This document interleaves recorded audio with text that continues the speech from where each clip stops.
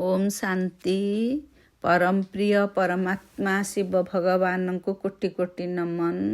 आज 24/9/2025 मसीहा प्रातः मुरली। आमर प्रिय बाप दादा कहले मिठे बच्चे बाबा तुम मानकर बैटेरी को चार्ज करने आसी।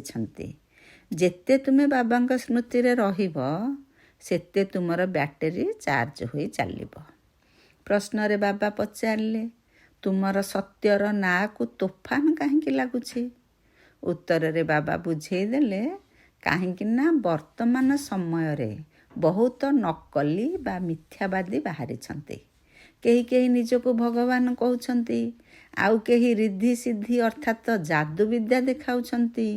सेथिपाई मनुष्य सत्य को परखी पारुना। सत्यर ना को हलचल करने को चेष्टा करुछंती।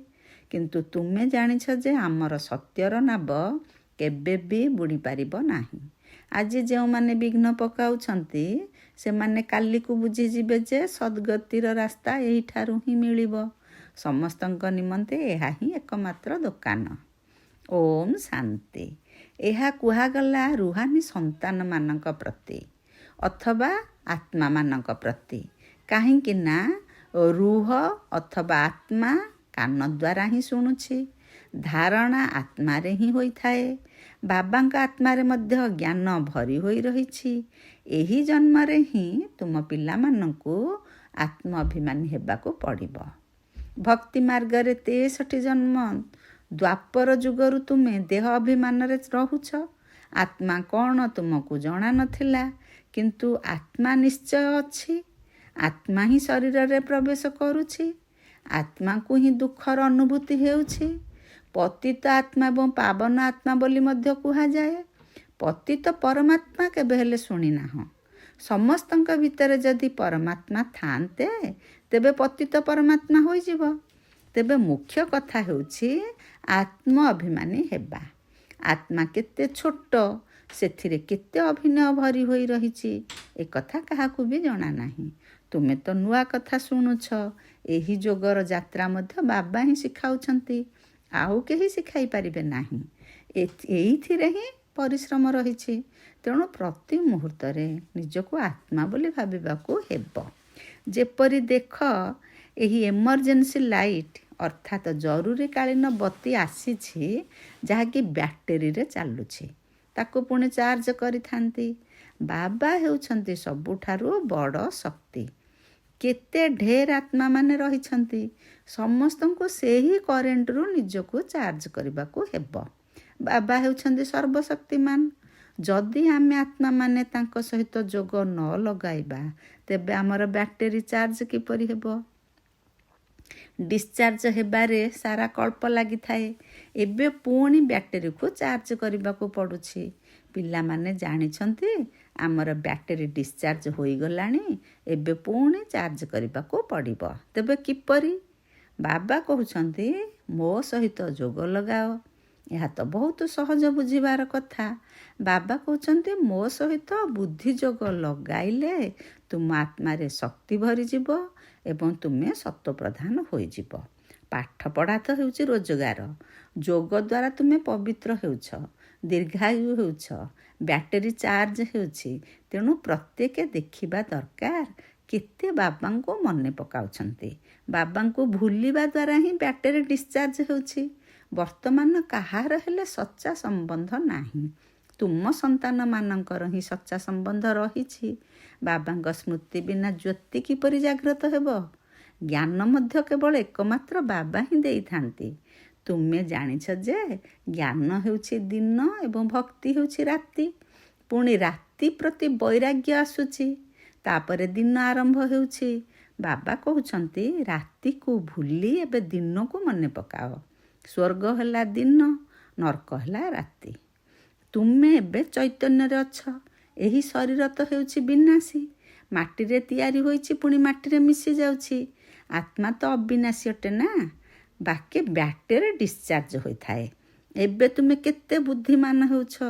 तुमर बुद्धि घर को चली जाउछि। ସେଠାରୁ ଆମେ ଆସିଛୁ। ଏଠାରେ ସୂକ୍ଷ୍ମବତନ ବିଷୟରେ ତ ତୁମେ ଜାଣିଗଲ। ସେଠାରେ ବିଷ୍ଣୁଙ୍କର 4 ଭୁଜା ଦେଖାଉଛନ୍ତି। ଏଠାରେ ତ 4 ଭୁଜା ହୁଏ ନାହିଁ। ଏକଥା କାହାରି ବୁଦ୍ଧିରେ ନଥିବ ଯେ ବ୍ରହ୍ମା ସରସ୍ୱତୀ ପୁଣି ଲକ୍ଷ୍ମୀନାରାୟଣ ହେଉଛନ୍ତି। ସେଥିପାଇଁ ବିଷ୍ଣୁଙ୍କୁ 4 ଭୁଜ ଦିଆଯାଇଛି। ବାବାଙ୍କ ବିନା କେହି ବୁଝାଇ ପାରିବେ ନାହିଁ। ଆତ୍ମାରେ ହିଁ ସଂସ୍କାର ଭରିଥାନ୍ତି। ଆତ୍ମା ହିଁ ତମ ପ୍ରଧାନରୁ ପୁଣି ସତ୍ତ୍ୱ ପ୍ରଧାନ ହୋଇଥାଏ। ଆତ୍ମା ମାନେ ହିଁ ବାବାଙ୍କୁ ଡାକୁଛନ୍ତି, ବାବା ଆମେ ଡିସଚାର୍ଜ ହୋଇଯାଇଛୁ, ଏବେ ଆପଣ ଆସନ୍ତୁ, ଆମକୁ ଚାର୍ଜ ହେବାର ଅଛି। ଏବେ ବାବା କହୁଛନ୍ତି, ଯେତେ ମୋତେ ମନେ ପକାଇବ ସେତେ ତାକତ ଆସିବ। ବାବାଙ୍କ ପ୍ରତି ବହୁତ ସ୍ନେହ ରହିବା ଉଚିତ। ବାବା ଆମେ ଆପଣଙ୍କର, ବାବାଙ୍କ ସହିତ ହିଁ ଘରକୁ ଯିବୁ।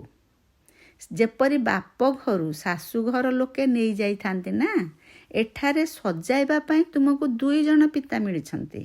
ଶୃଙ୍ଗାର ମଧ୍ୟ ଭଲ ହେବା ଦରକାର, ଅର୍ଥାତ୍ ସର୍ବଗୁଣ ସମ୍ପନ୍ନ ହେବା ଦରକାର। ନିଜକୁ ପଚାରିବା ଉଚିତ, ମୋ ଭିତରେ କୌଣସି ଅବଗୁଣ ନାହିଁ ତ?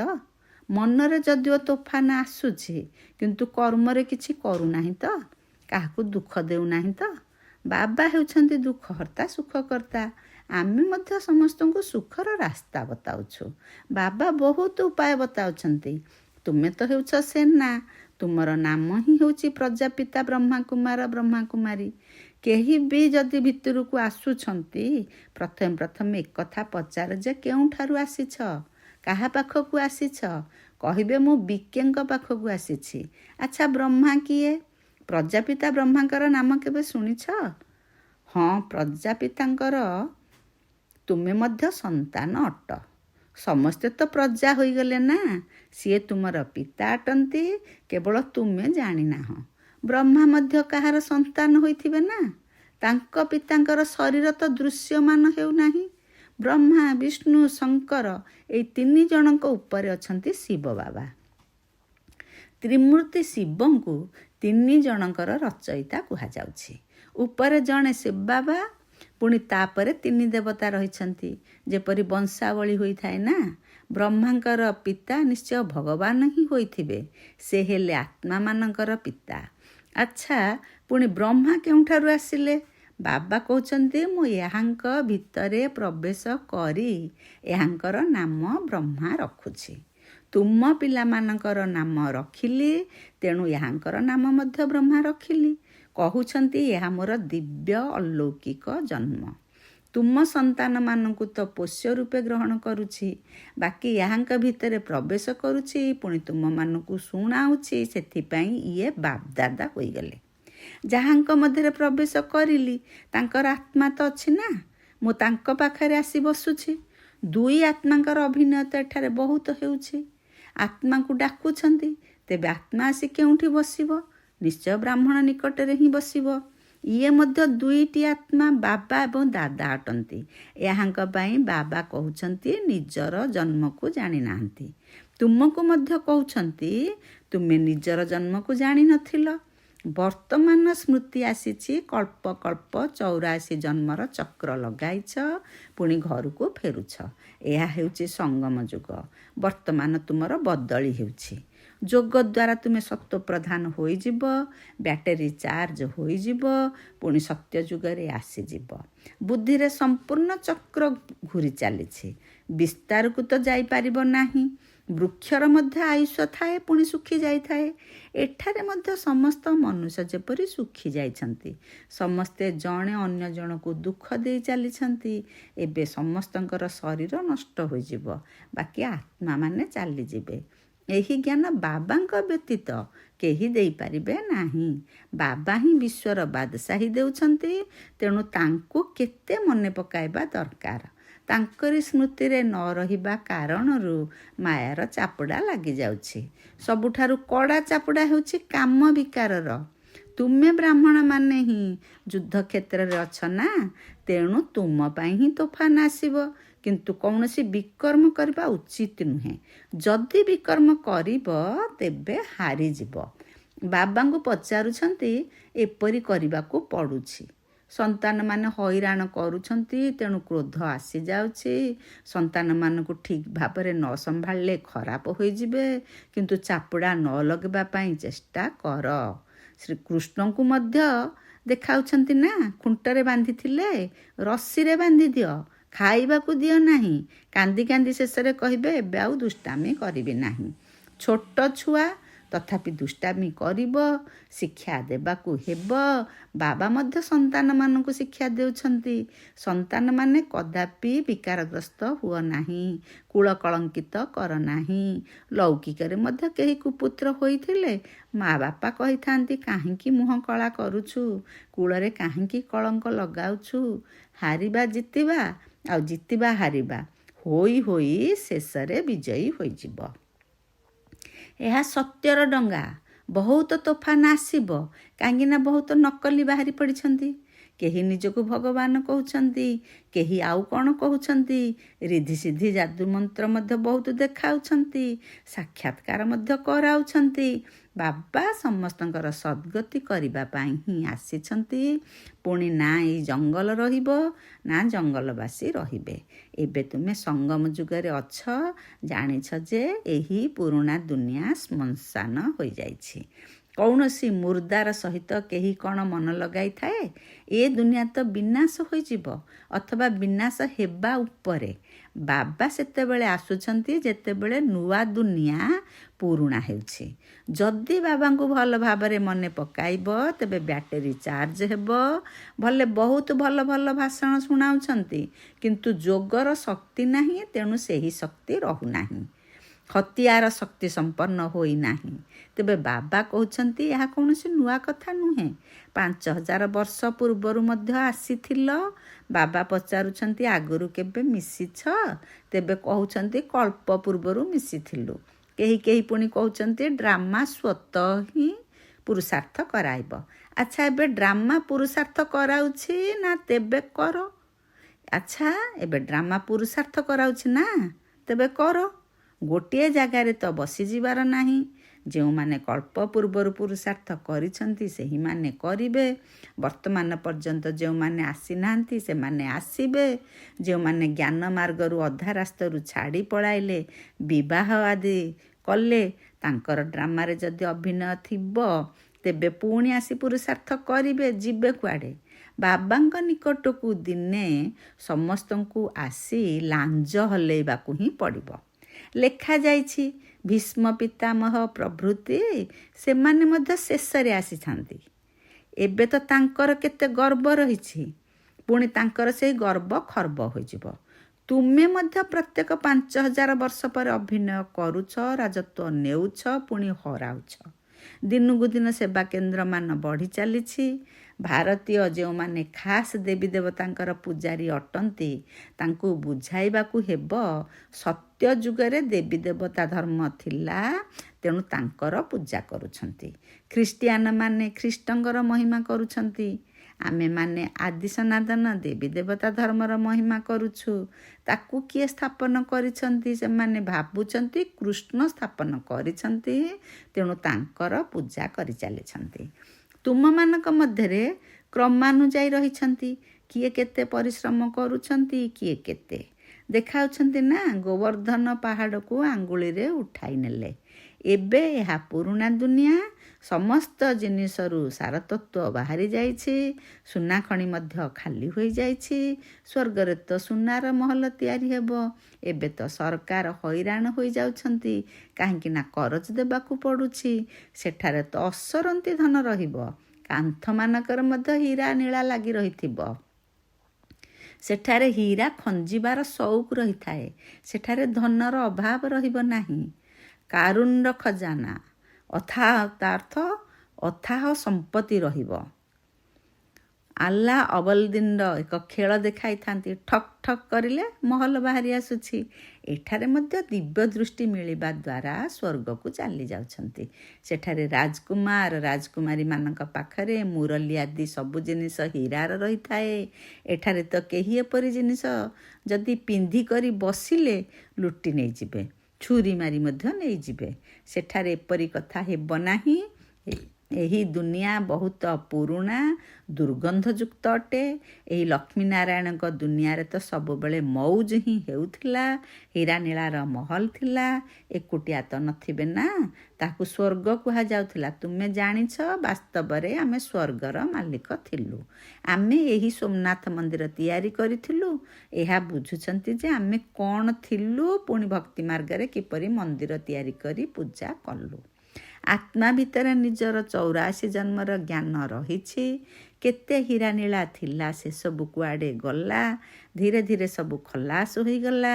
ମୁସଲମାନ ମାନେ ଆସି ଏତେ ଲୁଟି ନେଇଗଲେ, ଯାହାକି କବରରେ ଯାଇ ହୀରା ଲଗାଇଲେ, ତାଜମହଲ ଆଦି ତିଆରି କଲେ। ପୁଣି ବ୍ରିଟିଶ ସରକାର ସେଠାରୁ ଖୋଳି କରି ନେଇଗଲେ। ଏବେ ତ କିଛି ବି ନାହିଁ। ଭାରତ ଗରିବ ହୋଇଯାଇଛି। କରଜ ଉପରେ କରଜ ନେଇ ଚାଲିଛନ୍ତି। ଶସ୍ୟ, ଚିନି ଆଦି କିଛି ମିଳୁନାହିଁ। ଏବେ ବିଶ୍ୱକୁ ବଦଳିବାକୁ ହେବ। କିନ୍ତୁ ତାହା ପୂର୍ବରୁ ଆତ୍ମାର ବ୍ୟାଟେରୀକୁ ସତ୍ତ୍ୱ ପ୍ରଦାନ କରିବା ପାଇଁ ଚାର୍ଜ କରିବାକୁ ହେବ। ବାବାଙ୍କୁ ନିଶ୍ଚୟ ମନେ ପକାଇବାକୁ ହେବ। ବୁଦ୍ଧିର ଯୋଗ ବାବାଙ୍କ ସହ ରହିଥାଉ। ତାଙ୍କଠାରୁ ହିଁ ବର୍ଷା ମିଳିଥାଏ। ମାୟା ସହିତ ଏଥିରେ ହିଁ ଯୁଦ୍ଧ ହେଉଛି। ଆଗରୁ ଏହି କଥାକୁ ତୁମେ ବୁଝିପାରୁନଥିଲ। ଯେପରି ଅନ୍ୟମାନେ ଅଛନ୍ତି, ସେହିପରି ତୁମେମାନେ ମଧ୍ୟ ଥିଲ। ଏବେ ତୁମେ ହେଉଛ ସଙ୍ଗମ ଯୁଗୀ, ଆଉ ସେମାନେ ସମସ୍ତେ କଳିଯୁଗୀ ଅଟନ୍ତି। ମନୁଷ୍ୟ କହିବେ, ଏମାନଙ୍କୁ ତ ଯାହା ଆସୁଛି ତାହା କହି ଚାଲିଛନ୍ତି, କିନ୍ତୁ ବୁଝାଇବା ପାଇଁ ଯୁକ୍ତି ମଧ୍ୟ ରହିଛି ନା। ଧୀରେ ଧୀରେ ତୁମମାନଙ୍କର ବୁଦ୍ଧି ହୋଇ ଚାଲିବ। ଏବେ ବାବା ବଡ଼ ବିଶ୍ୱବିଦ୍ୟାଳୟ ଖୋଲୁଛନ୍ତି। ଏଥିରେ ବୁଝାଇବା ପାଇଁ ଚିତ୍ର ତ ଦରକାର ନା। ପରବର୍ତ୍ତୀ ସମୟରେ ତୁମ ପାଖରେ ଏହିସବୁ ଚିତ୍ର ଟ୍ରାନ୍ସଲାଇଟ୍ ହୋଇଯିବ, ଯାହାଦ୍ୱାରା ପୁଣି ତୁମମାନଙ୍କୁ ବୁଝାଇବାକୁ ମଧ୍ୟ ସହଜ ହେବ। ତୁମେ ଜାଣିଛ, ବାବାଙ୍କର ସ୍ମୃତି ଏବଂ ଜ୍ଞାନ ଦ୍ୱାରା ଆମେ ନିଜର ରାଜତ୍ୱ ପୁଣି ଥରେ ସ୍ଥାପନା କରୁଛୁ। ମାୟା ମଝିରେ ବହୁତ ଧୋକା ଦେଉଛି। ବାବା କହୁଛନ୍ତି, ଧୋକାରୁ ବଞ୍ଚିକରି ରୁହ। ଯୁକ୍ତି ତ ବତାଇ ଚାଲିଛନ୍ତି। ମୁଖ ଦ୍ୱାରା କେବଳ ଏତିକି କୁହ ଯେ ବାବାଙ୍କୁ ମନେ ପକାଅ, ତେବେ ତୁମର ବିକର୍ମ ବିନାଶ ହେବ ଏବଂ ତୁମେ ଏହିପରି ଲକ୍ଷ୍ମୀନାରାୟଣ ହୋଇଯିବ। ଏହି ବ୍ୟାଜ୍ ଆଦି ଭଗବାନ ନିଜେ ତିଆରି କରିଛନ୍ତି। ତେଣୁ ଏହାର କେତେ ସମ୍ମାନ ହେବା ଦରକାର। ଆଚ୍ଛା, ମିଠା ମିଠା ଶିଖିଲଧେ ସନ୍ତାନମାନଙ୍କ ପ୍ରତି ମାତା ପିତା ବାପଦାଦାଙ୍କର ମଧୁର ସ୍ନେହ ସମ୍ପନ୍ନ ଶୁଭେଚ୍ଛା ଏବଂ ସୁପ୍ରଭାତ। ଆତ୍ମିକ ପିତାଙ୍କର ଆତ୍ମିକ ସନ୍ତାନମାନଙ୍କୁ ନମସ୍ତେ। ଆତ୍ମିକ ସନ୍ତାନମାନଙ୍କର ଆତ୍ମିକ ମାତା ପିତା ବାପଦାଦାଙ୍କୁ ନମସ୍ତେ ନମସ୍ତେ ନମସ୍ତେ। ଧାରଣା ପାଇଁ ମୁଖ୍ୟ ସାର। ପ୍ରଥମ ପଏଣ୍ଟରେ ବାବା କହିଲେ, ସର୍ବଗୁଣରେ ନିଜର ଶୃଙ୍ଗାର କରିବାକୁ ହେବ। କେବେ ବି କାହାକୁ ଦୁଃଖ ଦେବାର ନାହିଁ। ସମସ୍ତଙ୍କୁ ସୁଖର ରାସ୍ତା ବତାଇବାକୁ ହେବ। ଦ୍ୱିତୀୟରେ କହିଲେ, ସାରା ସଂସାର ଶ୍ମଶାନ ପାଲଟି ଯାଇଛି।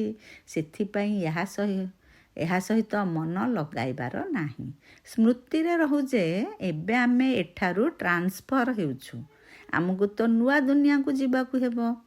ବରଦାନରେ ବାବା କହିଲେ, ମାୟା ବା ବିଘ୍ନ ଠାରୁ ସୁରକ୍ଷିତ ରହୁଥିବା ବାପଦାଦାଙ୍କର ଛତ୍ରଛାୟାର ଅଧିକାରୀ ହୁଅ। ଯେଉଁମାନେ ବାପଦାଦାଙ୍କର ଶିକିଲଧା ଏବଂ ଗେହ୍ଲା ସନ୍ତାନ ଅଟନ୍ତି, ସେମାନଙ୍କୁ ବାପଦାଦାଙ୍କର ଛତ୍ରଛାୟା ଅଧିକାର ରୂପରେ ପ୍ରାପ୍ତ ହୋଇଥାଏ।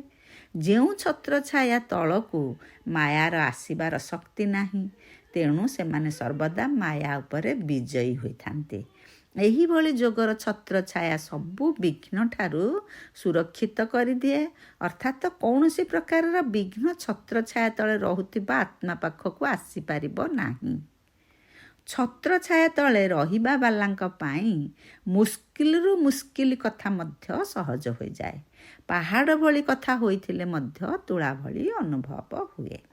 ସ୍ଲୋଗାନରେ ବାବା କହିଲେ, ପ୍ରଭୁ ପ୍ରିୟ, ଲୋକପ୍ରିୟ ଏବଂ ସ୍ୱୟଂପ୍ରିୟ ହେବା ପାଇଁ ସନ୍ତୁଷ୍ଟତାର ଗୁଣକୁ ଧାରଣ କର। ଓମ୍ ଶାନ୍ତି, ଓମ୍ ଶାନ୍ତି, ଓମ୍ ଶାନ୍ତି। ଅବ୍ୟକ୍ତ ଇଶାରା। ଏବେ ଲଗନର ଅଗ୍ନିକୁ ପ୍ରଜ୍ୱଳିତ କରି ଯୋଗକୁ ଜ୍ୱାଳା ରୂପ କର। ବିଶେଷ କରି ଯୋଗର ଯାତ୍ରାକୁ ଶକ୍ତିଶାଳୀ କର, ଜ୍ଞାନ ସ୍ୱରୂପର ଅନୁଭବୀ ହୁଅ। ତୁମ ଭଳି ଶ୍ରେଷ୍ଠ ଆତ୍ମାମାନଙ୍କର ଶୁଭ ବୃତ୍ତି ବା କଲ୍ୟାଣର ବୃତ୍ତି ଏବଂ ଶକ୍ତିଶାଳୀ ବାତାବରଣ ଅନେକ ଛଟପଟ ହେଉଥିବା, ଭଟକୁଥିବା ତଥା ଚିତ୍କାର କରୁଥିବା ଆତ୍ମାମାନଙ୍କୁ ଆନନ୍ଦ, ଶାନ୍ତି ଓ ଶକ୍ତିର ଅନୁଭୂତି କରାଇବ। ଓମ୍ ଶାନ୍ତି, ଓମ୍ ଶାନ୍ତି, ଓମ୍ ଶାନ୍ତି।